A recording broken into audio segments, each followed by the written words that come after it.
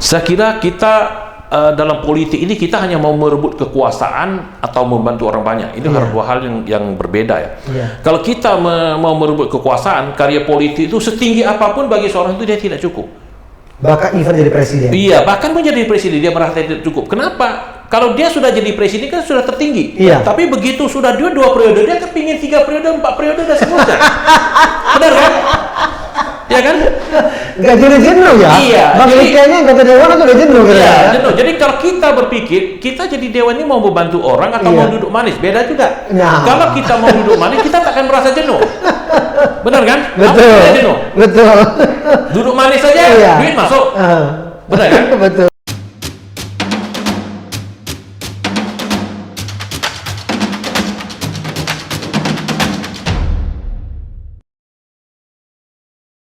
Selamat datang di podcast Media Digital Kepulauan Riau, MD Kepri. Kembali kami ke hadapan teman-teman semuanya. Jangan lupa untuk didukung podcast ini. Silakan di-share, di-subscribe, kemudian di-like juga pastinya. Komen, jangan pelit komen, silakan komen. Atau mungkin bisa ngusulkan siapa lagi yang bisa jadi tamu kita di podcast-podcast selanjutnya. Kali ini kita bersama dengan legislator yang cukup nyaring terdengar ketika kalau saya angkat ini karena ini kan juga terjadi secara nasional ya, banyak mendapat perhatian netizen berkaitan dengan pasti masih ingat ya masalah Holy Wing. Nah, legislator kita satu ini terdepan dari DPRD Kota Batam yang cukup membahas ini juga. Ada Bang Likai, anggota DPRD Kota Batam. Selamat datang, Bang. Assalamualaikum, selamat siang. Waalaikumsalam. Baik. Dari DPRD Kota Batam, Abang ini adalah ataupun Likai adalah Ketua Komisi 1 DPRD Kota Batam. Nah, kita langsung pertama mungkin, Bang. Gimana nih update dari persoalan Holy Wing ini? Karena Ketua Komisi 1 ini sepertinya cukup tegas, nyaring sekali membahas ini. Gimana, Bang? Jadi kemarin sudah sempat kita RDP kan masalah Holy Wing ya. Sebenarnya pada dasarnya kita melihat ini ada ketimpangan dan ada kesalahan prosedur karena gimana pun Holy Wing sampai saat ini dia tidak punya IMB yang sekarang diganti dengan SIM-BG. Tetapi izin mereka yang lain saya kira mereka sudah lengkap. Maka itu dalam hal ini Holy Wing kita sudah tidak mungkin kita RDP kan panggil Holy kembali, tetapi pada dasarnya kita akan pihak pemilik gedungnya. Karena ketika suatu gedung untuk membuka suatu usaha yang istilah kebahayaan kan tinggi ini. Karena ini merupakan suatu kunjungan tempat umum. Gimana pun mereka harus lengkapin persyaratan yang ada seperti IMB, seperti kelengkapan alat kebakaran, keamanannya lah. Jadi kan itu harus ada sertifikat layak fungsi. Ternyata kita fakta di lapangan kalau tidak punya IMB gimana dia mau urus sertifikat? Dan itu yang menjadi penelusuran sekarang atau gimana? Kita perlu nanti mungkin kita akan konsultasi sama pimpinan lagi atau ketua DPRD. Dalam waktu dekat kita akan kita panggil ulang atau selanjutnya gimana? Bang, selama kalau nggak salah Bang berapa periode sudah? 2 periode. 2 periode dan kemudian saat ini dipercaya sebagai Ketua Komisi 1 membidangi hukum ya? Iya betul, hukum dan pemerintahan. Hukum dan pemerintahan. Nah, selama menjalankan itu Bang, apa sih sebenarnya yang paling banyak persoalan-persoalan kita di Kota Batam yang menjadi perhatian dari Komisi 1? Kalau di Batam ini yang menjadi perhatian pertama-tama itu otomatis ada perizinan, terutama di Komisi 1 membawahi perizinan. Terus masalah lahan banyak yang terjadi di Batam ini tumpang tindih. Karena kita ketahui HPL di Batam ini lahan dikuasai oleh BP. Dan pada pucuk pemimpinan BP yang sebelumnya, yaitu sebelum official oleh Pak Rudi, itu banyak ketimpangan. Jadi kalau orang menganggap bahwa ini dulu lahan ini sekarang diurus oleh kepala BP, sekarang banyak ketimpangan dengan jajaran BP sekarang, saya kira itu kita luruskan, itu adalah salah karena yang memberikan izin-izin lahan ini yang terjadi timbul masalah ini adalah rejim sebelumnya. Sehingga terjadi sekarang pembangunan didesak oleh Pak Rudi bangun, ternyata mereka itu suratnya banyak yang tidak lengkap, ada yang tidak punya HPL, ya kan, ada yang masih termasuk ke hutan lindung, ya kan, ada yang sudah dibangun, sudah itu tahu-tahu dimasukkan ke hutan lindung. Nah itu kita lagi usahakan gimana kita untuk cara membantu para pengusaha dan pihak BP untuk menyelesaikan masalah ini. Dukung investasi gitu. Iya, banyak sekali. Ada yang sudah bangunan sudah selesai semua. Contoh di Nongsa, di Sagulung sana, Iya. bangunan sudah ada, FPJ sudah ada, semua sudah lengkap, IMB sudah ada. Ternyata mereka ketika mau urus sertifikat katanya termasuk ke hutan lindung. Nah, ini yang terjadi apa? Terjadinya itu ada tahun 2010-an lah gitu. Oke. Di Komisi 1 wewenangnya sampai kemana sih sebenarnya untuk masalah persoalan lahan ini? Karena tadi disebutkan masalah hutan lindung. Kalau hutan lindung kan tentu kebijakannya dari vertikal gitu. Nah, seperti apa nih? Sebenarnya kalau dalam status lahan dan BP ini adalah di bawah pengawasan DPR RI ya, Komisi 6. Iya. Kami di DPD Kota Batam hanya bisa membantu untuk memecahkan masalah. Contoh, ketika terjadi pengaduan ke kita, otomatis kita harus panggil orang bersangkutan, pihak-pihak anggota terkait. BP. Ya. Tapi memang kami banyak terkendala masalah. Salah satu masalah itu ketika kita undang, BP sering tidak hadir. Oke. Nah, itu jadi masalah. Kita juga ketahui BP itu bukan di bawah Komisi DPRD Kota Batam, di bawah Komisi 6 DPR RI. Sehingga kalau kami memanggil mereka itu sudah dianggap bahwa kami ini melampaui wewenang kami. Nah, jadi kita juga mohon warga di Batam, ya kan, masyarakat Batam harus paham ke itu. Sementara konstituen dari teman-teman di DPRD rata-rata orang Batam hubungan masukan itu. Iya, karena kan ini kan lahan pemukiman untuk masyarakat betul, khususnya, betul. kan? Iya. Oke. Baik, Bang. Abang sempat kami lihat atau dengar dan baca ada keinginan untuk di DPD. Ini gimana ceritanya nih, Bang? Jadi gini, kita semua jenjang politik itu kita harus pikir mungkin ke jenjang yang lebih tinggi dan ada rasa jenuhnya. Udah mulai jenuh di Iya, kalau saya pribadi, mungkin bagi orang yang sudah duduk 4 periode, 3 periode, 5 periode, dia masih bosan, nggak bosan-bosan. Iya. Tapi bagi saya sudah 2 periode. Ini sudah 2 periode belum habis. Saya baru masuk ini tahun ke-8 ya. Iya. Saya sudah mulai merasa jenuh. Karena sebatas DPRD itu sebenarnya seperti tadi pertanyaan tadi, sampai di mana gitu masalah. Yang kita bisa bantu tuh boleh katakan terbatas. Jadi saya pingin bahwa ke DPD ini apakah benar DPD ini tidak punya gigi. Selama ini DPD kan tidak punya gigi. Betul. Maka itu kita pingin lihat apakah DPD ini tidak punya gigi. Dan itu hanya baru satu rencana saya, rencana untuk kira-kira mau maju ke sana, tapi masih dalam sisi lihat dulu kan posisinya gimana, hasil survei gimana, ya kan. Dan saya mengerti ada perencanaan lah. Iya, kan kita bertarung harus menuju yang menang, kata orang, play to win kan. To win. Jangan sampai kita maju, tahu-tahu hanya maju aja, kita tak tahu survei, tahu-tahu kita kalah. Betul. Gitu ya kan. Dan baik. kita survei itu setidaknya tidak 100% pun di atas 60 kita menang. Harus ada kalkulasi juga. Iya, betul. Juga masalah biaya politiknya kan gitu. Jadi kalau biaya politik untuk ke DPD terlalu mahal, untuk apa? Kita tak punya kepentingan kok, benar kan? Benar ya, berarti semuanya harus tertata ya. Betul. Biaya politiknya gimana, kemungkinannya untuk menang gimana. Karena kan ada yang menyebutkan tanpa perencanaan berarti kita merencanakan kegagalan. Iya. Benar kan? Iya. Dan kebetulan saya 2 periode ya. Dalam DPRD ini saya kan cuma kebetulan aja bisa menang di periode pertama. Oh ya? Ya, saya tidak punya monopol harus menang enggak. Ya kan? Karena karya politik saya itu masih seumur jagung kata orang. Oke. Menarik sebenarnya karena rata-rata biasanya orang yang duduk itu nggak tahu alasannya apa merasa nyaman atau gimana, tidak pernah bosan. Ternyata abang malah menemukan kejenuhan di tahun ke-8 gitu kan.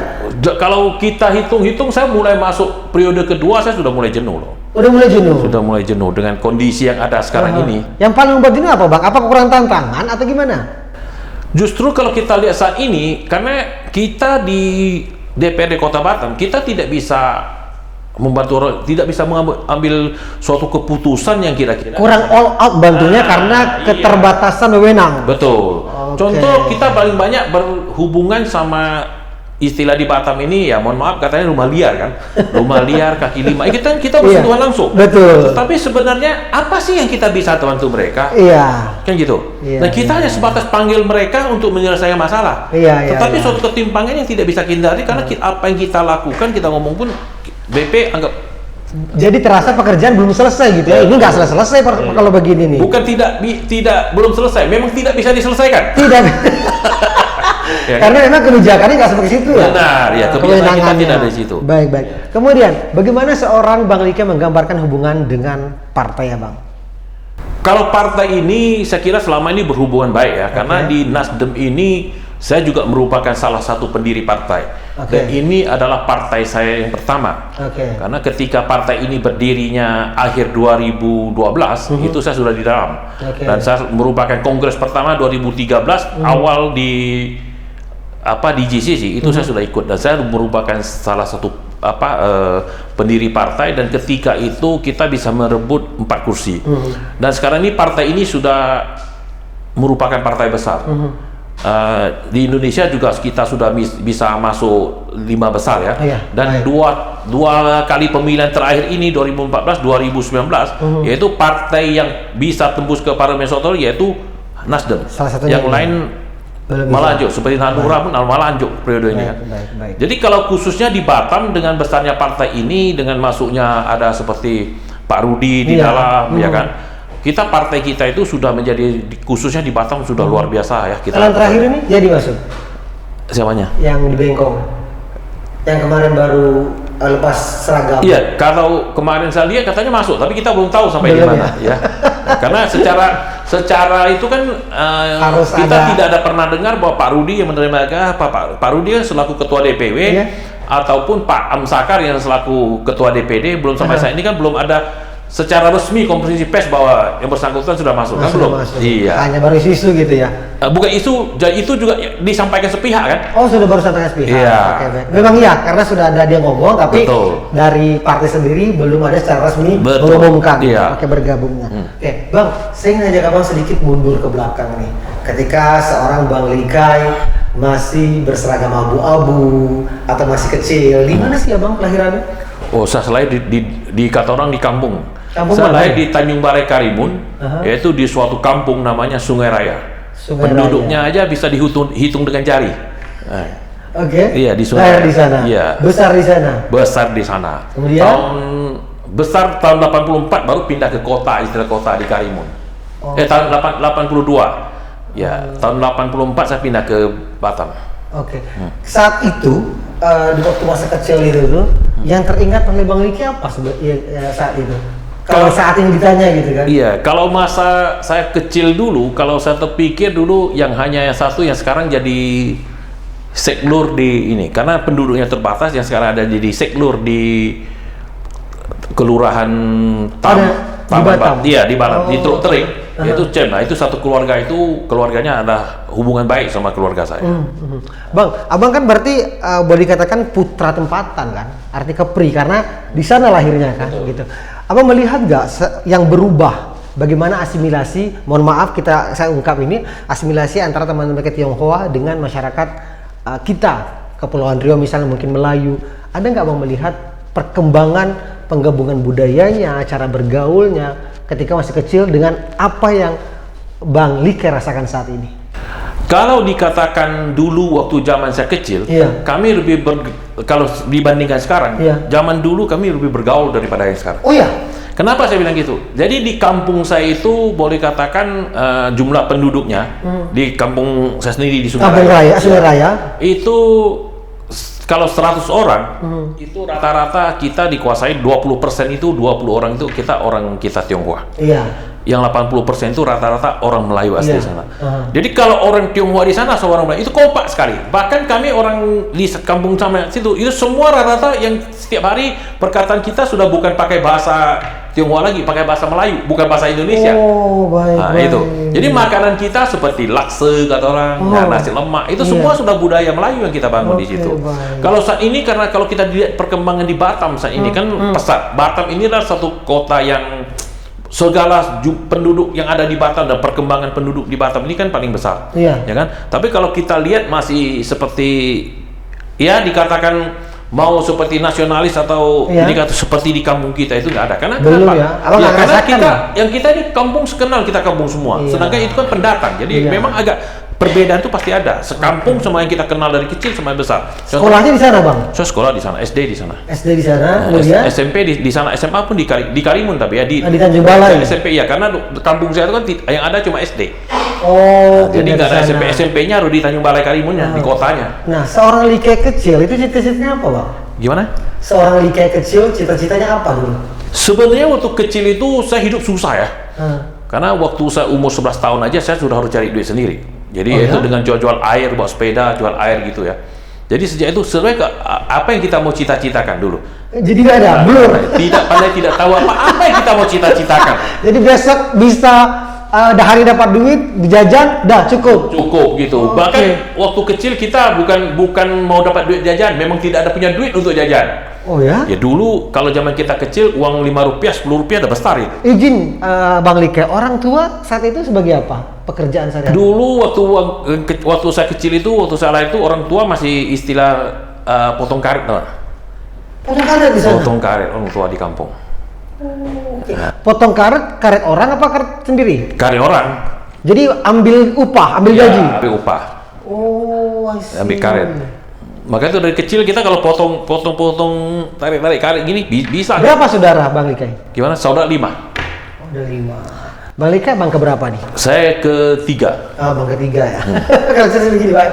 Oke, berarti waktu kecil tidak ada cita-cita karena kerasnya hidup itu. Iya. Nah, kalau menurut Abang yang membentuk seorang Like saat ini, siapa yang membentuk karakter seorang Like saat ini? Kalau dikatakan karakter yang bentuk saya ini, saya tahun 84 saya pindah ke Batam. Saya datang ke Batam ketika itu masih jadi buruh kasar. Yaitu buruh kasar itu angkat beras, angkat gula, apapun saya Pernah Bang jadi? Pernah. Tahun 84 sampai 86 saya kerjanya itu. Soalnya saya sampai saat ini kayaknya agak susah ya ketemu kuli teman kita Tionghoa ya. Nggak tahu kalau saya nggak. Tahun 84 Batam masih sepi lah, Bang. Masih Asli. sepi. Ya, Nagoya baru ada Nagoya lama ya. Sekarang Nagoya Plaza itu masih pasar itu kayu. Oh iya, oke. Jadi yang sama yang sebelah depan Nagoya Hill itulah yang pasar. Yang lain Jodoh itu masih seperti rumah liar. Nah, Terus tahun 80 sampai 86 masih jadi buruh kasar. Ketika tahun 86 awal saya sempat 85 akhir saya sempat bawa pickup. 86 awal saya sempat jadi supir taksi gelap. 80 zaman dulu banget ya Batam. 86 akhir saya sempat jadi calo. Ketika Calo apa? Calo KTP, calo paspor. Sampai saya ketemu seorang, ya kan? Jadi sampai saya ketemu seorang yang membentuk saya itu dan tidak bakal saya lupakan, yaitu bapak angkat saya. Dia terakhir angkat saya jadi bapak angkatnya, yaitu Pak Samyong. Pak Samyong. Pak Masih Samyong hidup sekarang? Udah meninggal. Yang veteran. Gimana ceritanya bisa kemudian terbentuk kalau saya lihat perjalanannya seperti di situ titik balik ya ketika ketemu seorang Pak Samyong. Ketemu Pak Samyong itu saya masih nggak ada apa-apanya, Pak. Saya masih nggak ada apa-apanya. Memang lulusan tamatan SMA ya, tetapi saya tidak ada apa-apanya. Tetapi ketika Pak Samyong melihat saya kerja jadi calo, dia sering mengajar saya. Nah, ini hari gini, dokumen ini hari ini hari ini. Dan ketika Batam ini kantor wali kota masih di Sekupang. Masih di sana pusat pemerintahan. Ya. Kecamatan cuma dibagi 2. Kecamatan Batam Timur sama Kecamatan Batam Barat. Iya, Jadi Kecamatan Batam Timur dikenal dengan masih Riau. Yarmanis, iya masih Riau. Yarmanis yang terakhir diganti Pak Martius Tanjung. Kalau di Kecamatan Batam Timur yaitu Pak Satar Badau.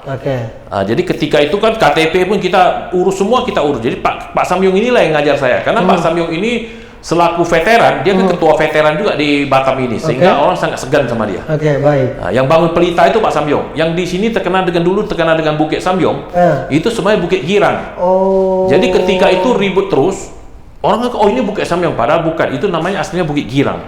Bukit Girang? Iya, jadi dulu karena ribut terus, di situ kan ada Mendermut dulu, baru ada. Ada satu Mendermut aja, perusahaan lain tak ada. Jadi sering terjadi keributan. Setelah terjadi keributan, waktu itu masih di bawah Pak Dar, Pak Sudarsono, Majen Pak Sudarsono sama Pak Habibie. Jadi Pak Dar bilang bahwa ini ribut terus di sana, pakai aja ganti nama aja, ganti Girang, Bukit Girang jadi ganti Bukit Samyong. Bukit Samyong. Jadi dia perintahkan Bapak untuk membangun 20 pintu di sana, tapi pakai kayu ya. Bikin Bapak bangun 20 pintu, sejak itu diganti dikasih mereka huni. Tapi Bapak nggak ambil pungut, jadi pakai nama Bapak aja sebenarnya. Nah, itu. Jadi orang kalau nggak itu Bukit Samyong, Pak Samyong nggak ambil uangnya, nggak apa-apa, bukan. Dan karena ribut-ribut terus dulu. Jadi diamankan aja sekalian. Jadi waktu itu tahun 80-an, 70-an sampai 80-an, Bapak saya termasuk salah satu yang disegani di Batam. Terus pelajaran apa yang diterima dari seorang Pak Samyong yang saat ini masih dipegang? Banyak, Pak. Jadi karakter itu dia membangun karakter saya. Maka itu karakter saya ini kan orang anggap. Sebelumnya gimana dan setelah ketemu gimana? Saya dulu agak kurang istilah berbahasa itu, istilah seperti bahasa kasar berarti dan kita juga tidak punya mental yang disebut mental baja umpamanya gitu kan. Oke. Tapi setelah ngajar Pak Samyong, ya benar, salah yang salah kayak gitu.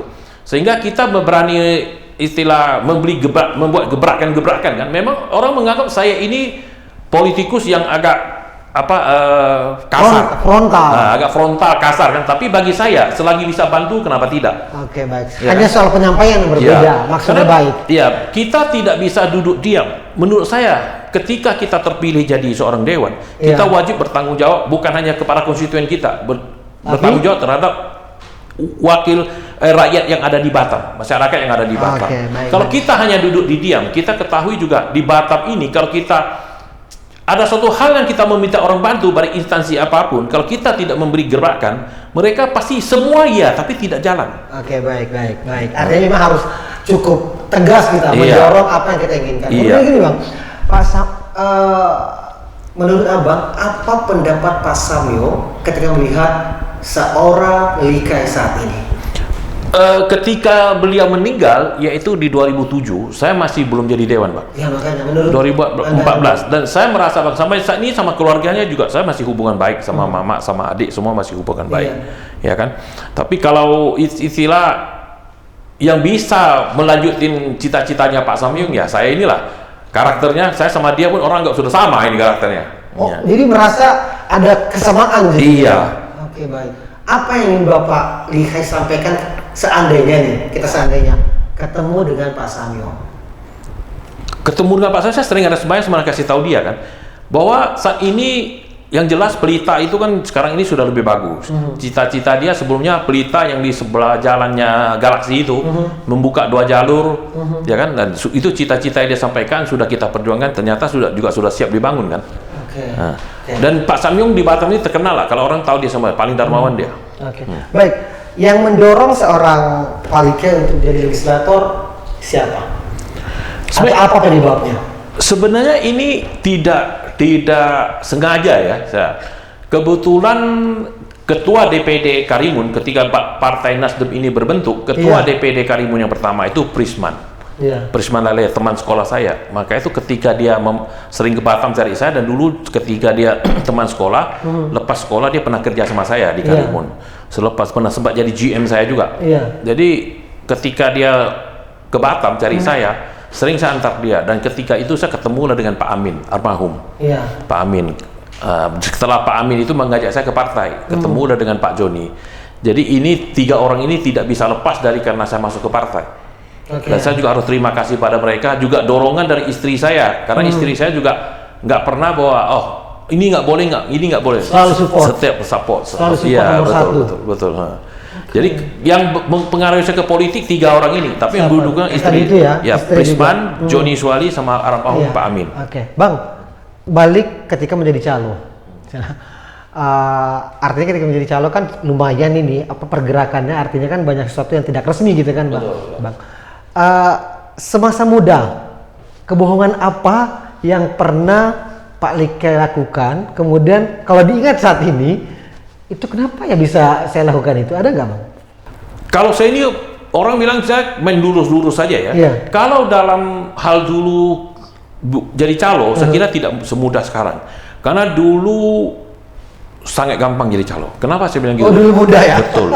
Dan dulu di sistem online tidak ada, aplikasi yang tidak ada, media pun nggak ada.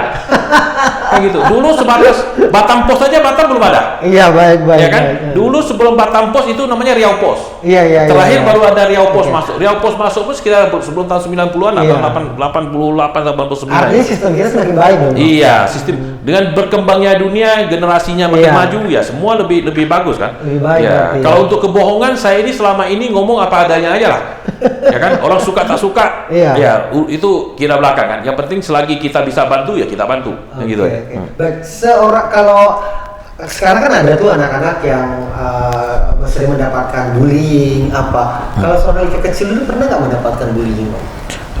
Nggak pernah juga. Karena kita hidup di kampung kan. Tiap hari pakai celana pendek, bukan pakai sandal jepit lagi. Kata orang dulu, kalau orang kampung kita bilang kaki ayam kan. Jadi sepatu tak ada apa-apa, kaki kemana-mana ya. Oke. Kemudian gini, Bang, apa yang membuat seorang Likai itu optimis dan juga pesimis? Saya berliku-liku hidup saya dari susah. Saya bisa menjadi orang di Karimun itu, saya boleh katakan tahun 92-93 saya menjadi, boleh katakan salah satu orang terkenal di Karimun. Iya kan? Dan kalau bagi saya bisa jatuh lagi tahun 99 karena kena ras yang tahun yang tahun 98 tahun 99 saya sempat jatuh. Terakhir saya bisa bangun lagi. Pada situ saya yakin bahwa Tuhan ini tidak buta. Ketika kita membuat baik, ketika saya kaya, saya sering membuat baik atau membantu orang, Tuhan itu pasti membantu kita. Tuhan tidak tidur. Ketika saya jatuh, saya juga tidak malu kok. Saya jatuh tidak malu, terakhir saya bangun lagi kan. Saya bangun tahun 2011, saya sudah mulai bangun sampai 2014 saya jadi seorang anggota dewan. Dan dalam kehidupan ini saya kira semua harus sama. Jangan pesimis semua. Harus optimis. Optimis. Jangan pesimis. Sejelek apapun keadaan, kita tetap optimis. Selalu ada jalan. Iya. Zaman dulu tahun 84 datang ke Batam, makan aja susah. Iya benar, makan aja susah. Baik. Iya kan? Akhirnya semua terbukti ya. Iya. Sekarang yang penting satu kata aja, Tuhan tidak tidur. Ketika kita berbuat baik, pasti Tuhan ada balasnya. Ada balasnya. Menurut seorang Bang Likai, karir politik tertinggi yang bisa Bang Likai dapatkan di mana kira-kira? Saya kira kita dalam politik ini kita hanya mau merebut kekuasaan atau membantu orang banyak. Ini dua hal yang berbeda ya. Kalau kita mau merebut kekuasaan, karya politik itu setinggi apapun bagi seorang itu dia tidak cukup. Bahkan even jadi presiden. Iya, bahkan menjadi presiden dia merasa tidak cukup. Kenapa? Kalau dia sudah jadi presiden kan sudah tertinggi. Tapi begitu sudah 2 periode, dia kepingin 3 periode, 4 periode dan seterusnya. Benar kan? Ya kan? Nggak jadi jenuh ya? Iya. Bang kayaknya anggota dewan itu udah jenuh kan? Iya, jenuh. Jadi kalau kita berpikir, kita jadi dewan ini mau membantu orang atau mau duduk manis, beda juga. Kalau kita mau duduk manis, kita tak akan merasa jenuh. Benar kan? Betul. Jenuh? Betul. Duduk manis saja, duit masuk. Benar kan? Betul. Jadi kita tidak jenuhnya juga. Tapi bagi saya, karena saya ini tidak bisa duduk. Jadi bisa tanya, saya satu hari harus lari berapa tempat, termasuk pekerjaan sendiri. Ini harus ke sini, harus ke sini, harus ke segitu, terjawab semua. Kan? Ini pertanyaan mungkin sering didengar, Bang Iki seorang pengusaha juga kan? Iya. Seberapa jauh ketimpangan? Saya langsung nanya seperti ini, seberapa jauh ketimpangan gaji seorang anggota dewan dengan pengusaha? Jauh lah Pak. Kalau bagi seorang anggota dewan, kalau hanya mau duduk manis ataupun dia seorang bekerja biasa-biasa saja, mungkin sudah boleh cukup, katakan cukup. Bisa cukup. Iya, tapi bagi kita ini biaya operasional besar. Apa tuh biaya? Karyawan kita banyak. Jadi gaji yang kita terima itu sebatas kita untuk kehidupan sehari-hari itu kita jelas tidak cukup, Pak. Nah, jadi kita beda karena dalam usaha ini masuk ke politik, terpilih jadi anggota dewan, saya juga ini kebetulannya, jujur saya bilang kebetulan saja bisa terpilih, karena saya juga tidak mau habiskan uang banyak-banyak. Tidak mau all out, maksudnya ketika dipercaya, ayo kita jalan dan terpilih. Dan satu kata ya, kalau bagi saya kampanye sering saya ngomongin, kalau anggap saya baik, pilih saya. Kalau anggap saya tidak baik, jangan pilih seorang yang tidak. Ya kan? Langsung. Nggak perlu janji-janji. Tidak ada janji, tidak boleh janji sama dengan utang gitu. Bang Likai, keberatan nggak kalau abang nyebut berapa sih take home pay seorang anggota DPRD Batam? Nggak keberatan, karena itu bukan dicek nanti pun tahu juga. Iya, boleh. Berapa Bang? Jadi kalau gaji yang kita terima, jujur sama tunjangan semua, baik gaji pokok sangat kecil. Terus ada tunjangan telekomunikasi, tunjangan semua sekitar 40-an. 40-an kita mesti potong partai, potong TTP, potong pajak, ya sekitar 30-an lah. Yang disetor ke nyonya? Gimana? Disetor ke nyonya? Saya kira setiap bulan disetor ke nyonya lebih daripada itu. Bukan ada anggota dewan aja gitu ya? Iya. Baik. Artinya 40 ya? Iya, sebelum dipotong ini potong. Agak nggak masuk ya Pak ya, kalau hitung-hitungan neraca keuangan berapa harus dikeluarkan, melihat lebih banyak. Betul. Oke, baik. Tapi kalau bagi untuk keluaran seperti mau ikut caleg, bukan kita mendorong kok. Saya sekarang mendorong anak saya untuk maju. Saya 2024 yang saya lebih condong di kota ini, saya akan usulkan untuk anak saya dimaju. Kenapa?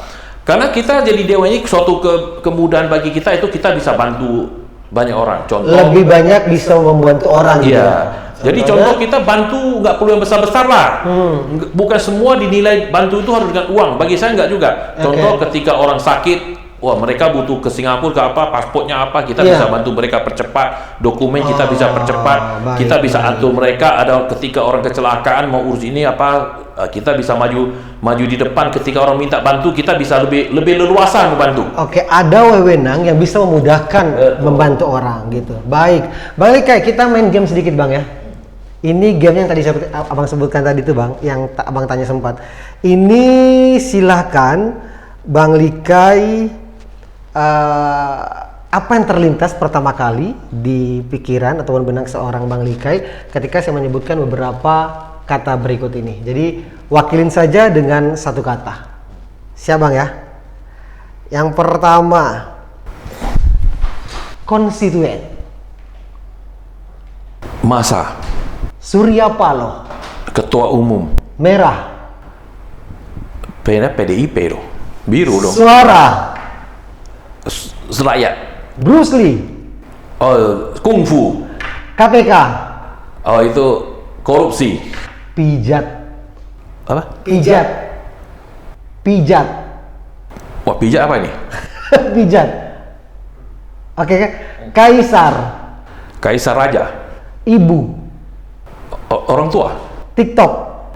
Wah, TikTok ini susah nih. Kita tak main TikTok ya. Ahok. Ahok BUMN. Imlek. Pertamina. Imlek, Hari Raya. Sentosa. Makmur. Krisdayanti. Penyanyi. Rezeki. Rezeki berlimpah. Menang. Wajib. Oke, itu dia Bang. Kalau pijat tadi mungkin abang sebutkan misalnya sehat atau misalnya pemulihan, rekreasi bisa jaja. Oke, Bang, satu pertanyaan terakhir. Menurut Bang Likai, bahkan kan sudah 2 tahun nih di DPRD gitu. Apa sih menjadi faktor kenapa politisi kita, ataupun gini deh, lebih mudahnya, kenapa korupsi masih terus terjadi hingga saat ini?